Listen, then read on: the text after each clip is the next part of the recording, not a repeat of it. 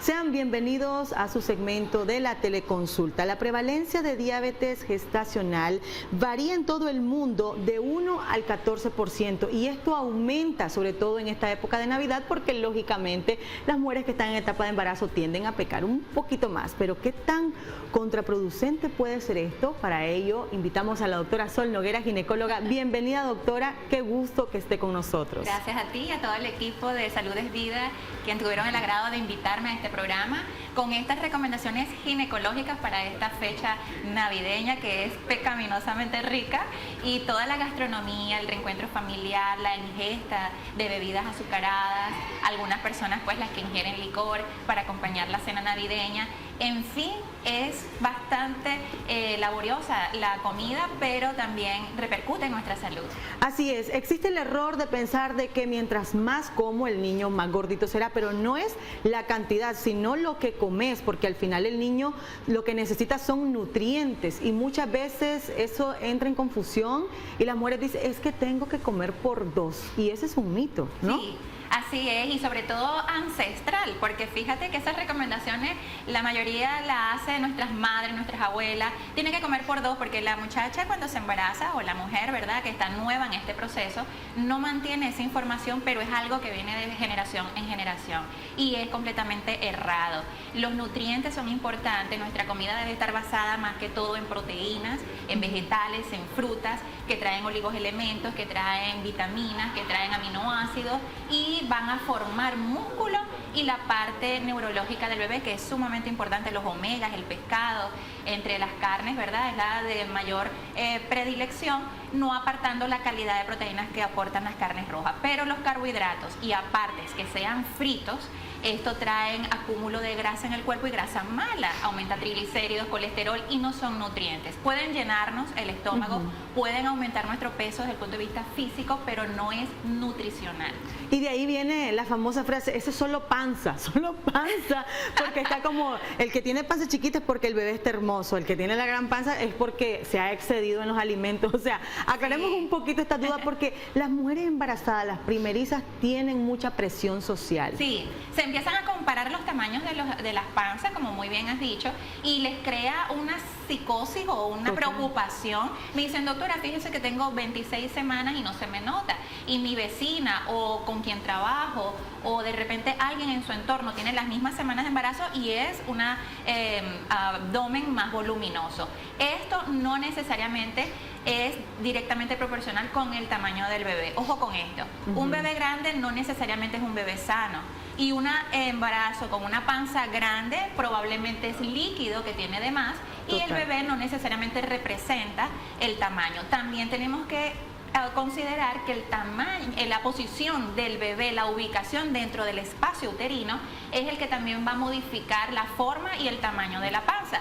Los bebés que están sentaditos hacen una panza un poco más pequeña y un poco más baja. Los que están de cabecita con las pompis hacia arriba pues tienden a tener una panza un poquito más puyudita.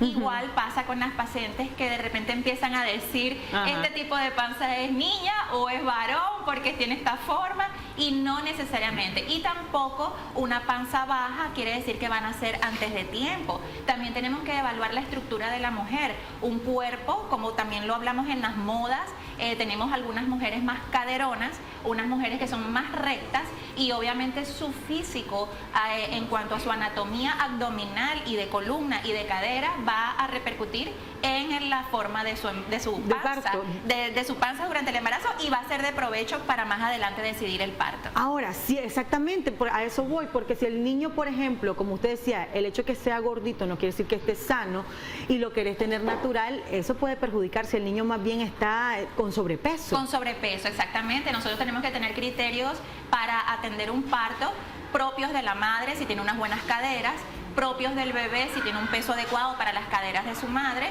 y si está en una posición adecuada. Y también tenemos que evaluar si tiene poco líquido o no. Todos estos son factores que al final del embarazo se van a tomar en cuenta para decidir quién va para parto, quién va para una prueba corta de trabajo de parto, porque hay pacientes que están como en el límite, una cadera límite, un bebé límite. Entonces uno como que le da esa oportunidad de probar, porque muchas mujeres desean su parto vía vaginal y es completamente algo fisiológico siempre y cuando las reservas de bebé, su frecuencia cardíaca esté bien, sus semanas de embarazo estén bien y su mamá esté bien también en ese momento. Podemos tomar eso en cuenta para una prueba. Y las que realmente tienen una pelvis súper estrecha o es un bebé muy grande o viene sentadito o atravesado o de repente sin líquido suficiente, entonces ya no irán para esa prueba de parto. Ok, ahora, ¿cómo comer sin culpa? Es decir, las mujeres que están comiendo saludable, que están bien, no es necesario que lo rompan porque viene Navidad, entonces voy a comer como que si no hubiera un mañana. Yo creo que hay que mantener la línea, pero ¿cómo pueden ellas pecar sin culpa? ¿Cuáles son los cuidados que deben de tener? Por ejemplo, seleccionar dentro de la gastronomía navideña, ¿verdad?, que es demasiado rica. Entonces, primero las porciones. No comamos muchas cantidades, comamos pocas, aunque sea cosas que están realizadas con mucha grasa, muchos condimentos, pero como estamos en esta temporada, pues yo le digo siempre a mis embarazadas, poco. Lo que vayan a comer, que sea poco. Si va a comer un carbohidrato acompañado de una ensalada rica en salsas y en aderezo, poco. Y sobre todo el cerdo, que es el principal aporte de proteínas en estas Navidades. Posterior a esto, la cantidad es el acompañante. Si ya el plato trae puré de papa o trae arroz, no comas pan. Y si trae la ensalada con el cerdo y de repente el pan, pues no comas arroz. Combinar un carbohidrato por cada plato que vayas a ingerir.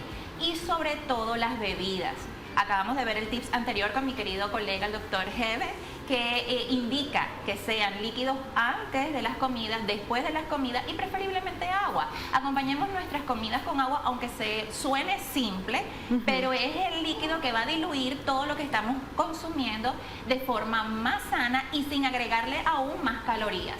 Porque imagínate acompañar una comida copiosa, bastante grasosa, condimentada, llena de carbohidratos y acompañarla con una gaseosa que también tiene azúcares, tiene colorantes. Entonces empeoramos aún el aporte calórico de la comida. Entonces dentro de estas Navidades comamos pocas porciones, preferiblemente con un carbohidrato en ese plato, más ensaladas, tu proteína que puede ser el cerdo, obviamente, pero acompañado de agua o de una infusión de manzanilla o de repente simplemente dejar pasar la comida y después, si deseas un fresco de frutas, que sea simple, sin azúcar y preferiblemente retirada de la comida.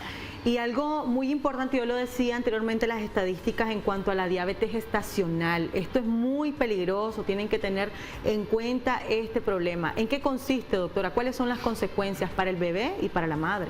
Sí, lamentablemente la diabetes es una alerta obstétrica que tenemos que evaluar con pacientes que inician principalmente el embarazo en obesidad o en sobrepeso, pacientes que tienen una mala cultura alimenticia, que están acostumbrados a que desayunan, almuerzan y cenan con muchos carbohidratos, pocas porciones de proteínas, por no decir inexistentes, y sobre todo cero ensaladas, frutos secos y frutas naturales, ¿verdad? Frutos secos me refiero a las semillas, por lo menos almendra, marañón, maní, que aportan un aceite esencial en nuestras vidas. Ahora, estas pacientes en esta temporada navideña van a traer como consecuencia aumentar más los niveles de azúcar en sangre. Una paciente que ya está en tratamiento con un adiestramiento nutricional y algunas ya con tratamiento vía oral o la insulina inyectada por la diabetes gestacional, es impresionante que se les olvida en esta temporada la restricción que debemos de tener, justificándose en la temporada. Entonces es preferible mantener la dieta que se les ha establecido y, como dije hace rato, pocas porciones de tu plato navideño y acompañadas con agua. ¿Qué pasa con una mujer que se le puede subir excesivamente el azúcar? Pues pone en riesgo al bebé. Totalmente. Este bebé también va a tener azúcares altas, este bebé va a desarrollar un cuerpo más grande, unas insuficiencias cardíacas, porque hay patologías cardíacas terribles para un bebé de una madre diabética gestacional y que puede producir más líquido. Así como el diabético orina varias veces al día, también tenemos un bebé que está orinando varias veces al día porque está en un estado hiperglicémico, y estas mujeres tienen riesgo de ruptura de membranas prematuras, es decir, que se les rompa la fuente, que se les adelante el parto, y no necesariamente un niño grande, como dije hace rato, no es un niño sano. necesariamente tenemos que evaluar que no vayan a ser prematuros y con otras complicaciones respiratorias si nace antes de tiempo. También tenemos el riesgo de infecciones vaginales en estas mujeres diabéticas. Mientras más dulce tengamos nuestro cuerpo cuando más adquiere ingestas de carbohidratos, pan, arroz, tortilla, esos alimentos nos hacen ser sustanciosos, un cuerpo más deleitoso para la multiplicación y replicación de las bacterias. Entonces mantengamos una dieta más rica en ensaladas, en frutas, en verduras, vegetales, y así nuestro cuerpo va a tener un sistema inmunológico más aumentado, menos riesgo de infecciones urinarias, vaginales, respiratorias, gastrointestinales, y llevar a cabo un embarazo feliz. Pensar en el bebé, creo que la prioridad es el bebé. Si tu mente te dice, bebé, te saco pite vino, bebé, te brindemos, creo que hay que pensarla muy bien porque muchos tienden a tomar licor. Y siempre dicen, una no es ninguna. Pero lamentablemente una es suficiente para desencadenar procesos que no estamos al alcance de ser manejados. También pasa con las pacientes que ya tuvieron a su bebé en estas temporadas y están amamantando. Mientras más saludable comamos, más saludable va a ser nuestra leche materna y más saludable va a ser la digestión de ese bebé.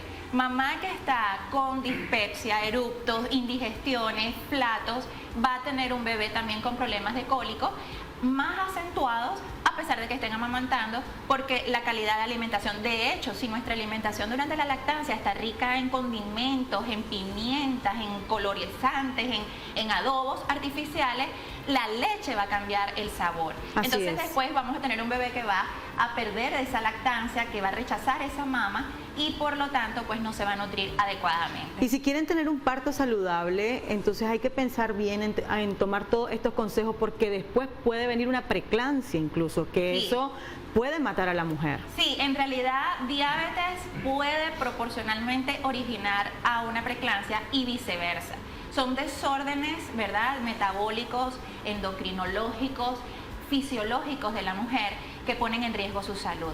Y en su mayoría somos el producto de lo que comemos, un 80%. Yo siempre se los digo a todas mis pacientes, doctora, pero es que para usted de repente es fácil. No hay que comer inadecuadamente por comer, que nuestra comida sea nuestro alimento, que nuestra comida sea medicina para nuestro cuerpo, que cuando nosotros llevemos algo a nuestra boca tengamos la conciencia de que nos está nutriendo y no nos está simplemente llenando. Exacto. Quitemos todos los colorantes, las chiverías, lo artificial. Ya la tierra produce de por sí alimentos altamente de calidad para nuestras vidas. Y es impresionante que a adultos les cueste consumir vegetales y verduras y frutas teniendo un país tan rico en agricultura, con una variedad espectacular en cualquier mercado accesible. Mira, en otros países de repente te venden hasta una zanahoria como artificial, parece de plástico, pero aquí tú tienes un ramillete de zanahorias accesibles y frutas a granel. Entonces mi consejo siempre en todas las consultas es dándole la importancia y el valor a la alimentación. Sí, como decía, los padres tal vez tendemos a no comer verduras, pero le exigimos a nuestros hijos que lo hagan. Entonces, muy importante, algo que no se habla mucho y es sobre la vestimenta de las mujeres, que también pueden causar infecciones vaginales. Es súper importante, mujeres que están viendo este programa a nivel nacional e internacional, la vestimenta navideña casi siempre va acompañada de, en su gran mayoría, ¿verdad?, de ropas sintéticas, muy apretadas al cuerpo, algunas con lentejuelas, y esto obviamente como femeninas va con una ropa interior adecuada, ¿verdad?, para la vestimenta, pero muchas veces inadecuada para nuestra salud. Entonces es impresionante ver cómo hay una recaída de infecciones vaginales después de estas temporadas decembrinas. ¿Por qué? Porque el uso y abuso de ropa con hilos dentales, de encaje, de blonda, que no son un material natural como el algodón, no son anchas, las mujeres se irritan y por estar también en una jornada de fiesta de largas horas, pues afortunadamente, por un lado, pues ellas pueden estar luciendo muy bellas por fuera, pero desafortunadamente se lastima y se irrita nuestro sistema genital. Entonces, una irritación externa, el roce de las piernas, el sudor, la bailadera, de repente los perfumes, las cremas, todo esto y más si pasamos una temporada navideña en áreas al aire libre como el mar, la piscina, los ríos, mujeres que viajan, ¿verdad?, con su grupo familiar, estamos más bien también expuestos a estas aguas con otros pH que nos pueden causar infecciones vaginales también. La recomendación, obviamente, ropa ligera.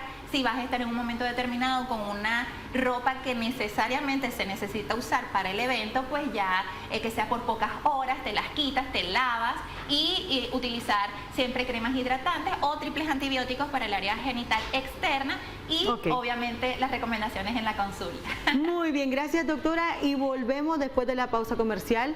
Seguimos hablando de este tema para las embarazadas.